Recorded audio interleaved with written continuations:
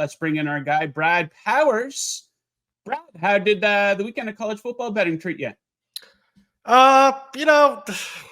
Some winners, some losers. I mean, it's been, I'm not saying it's been a horrific start, but it's been, at least in the FBS versus FBS action, it's been pretty uneven. So hopefully as we continue to collect data points specifically this week, as far as a big weekend for you, if you just like watching college football, this will be the weekend where we learn a hell of a lot about a bunch of these teams instead of them playing a bunch of tomato cans and wondering if they're going to be motivated to get margin or not.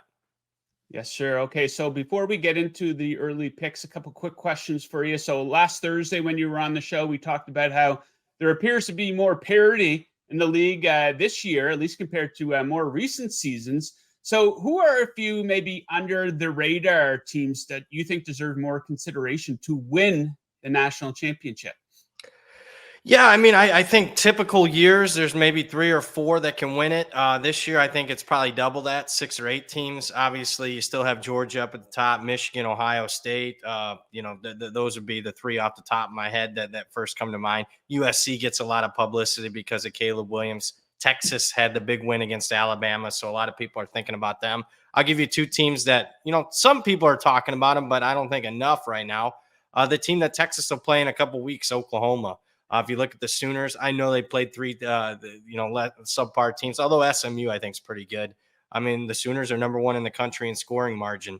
We'll get a good look at them. They're on the road against Cincinnati, a Cincinnati team that they should easily dispose of, considering what happened to the Bearcats last week. So Oklahoma's a team, when you're looking at win total projections, I got them over 10 wins right now. So, I mean, their only underdog role is going to be against Texas here in a couple weeks. So they're a team to keep an eye on. And then I think Exhibit A is the Washington Huskies.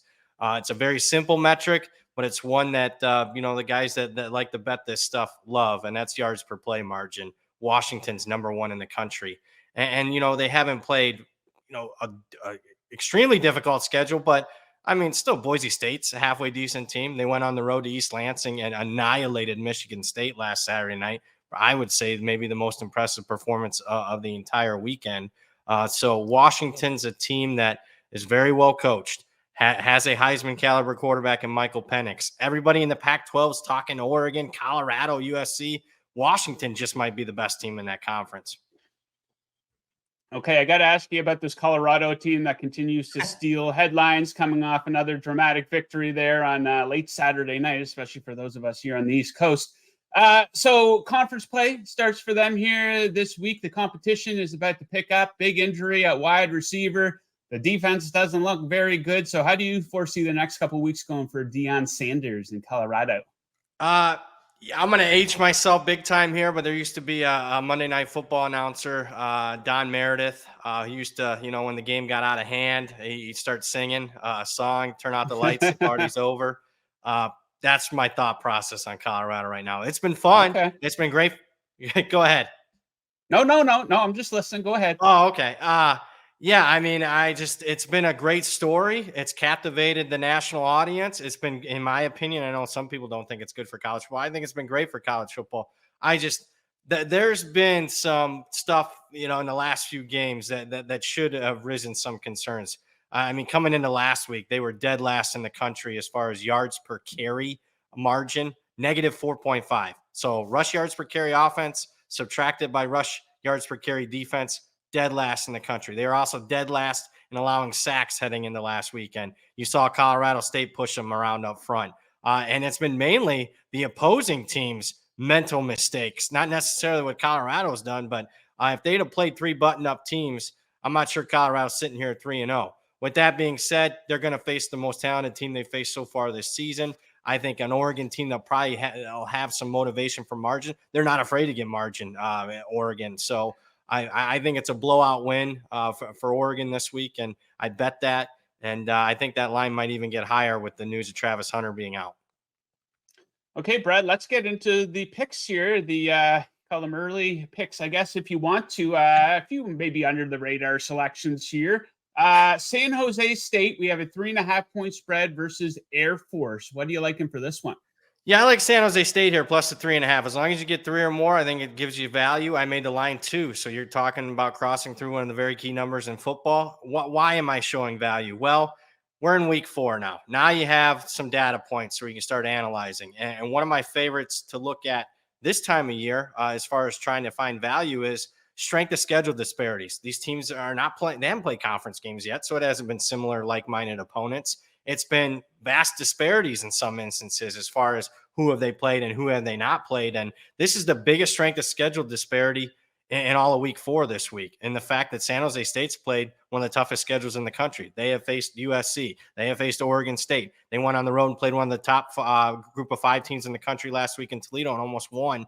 Meanwhile, Air Force has played an FCS team, an FBS team that's transitioning from the FCS in Sam Houston State, and they played a well below average Utah State team last week. So they have faced one of the easiest schedules so far in the country. And because of those strength of schedule disparities, you look at 3-0 Air Force against 1-3 San Jose State.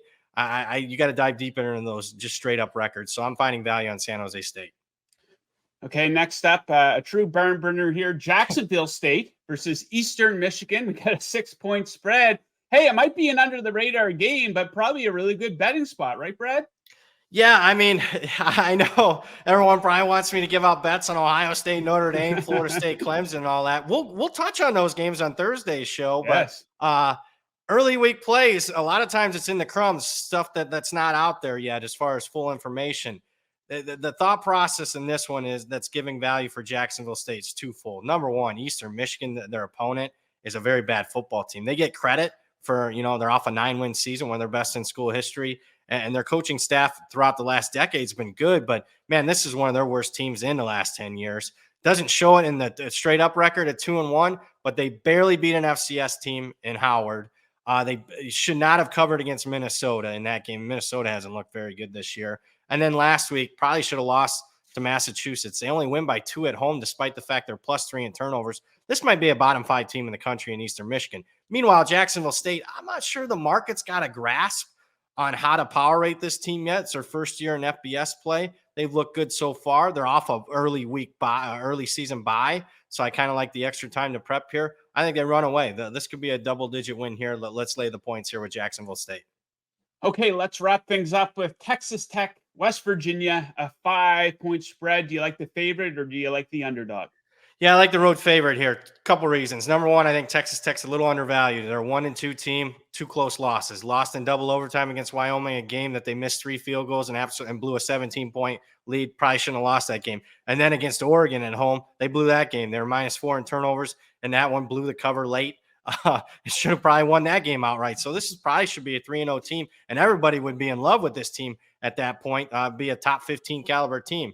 Statistically, I still think they're a top 25 team. So I think there's some value there. They're underrated in the market. And then on the other side, West Virginia, banged up at quarterback. They're off one of their biggest wins in years against their arch rival Pitt.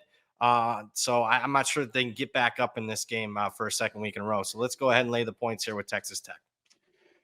All right, Brad, thanks very much for joining us. We'll leave it at that. Brad will be back with us on Thursday to break down the biggest games of the week, but make sure you jump on those ones that he just handed out today. Brad, thanks a lot for joining us. Hey, thanks for having me as always.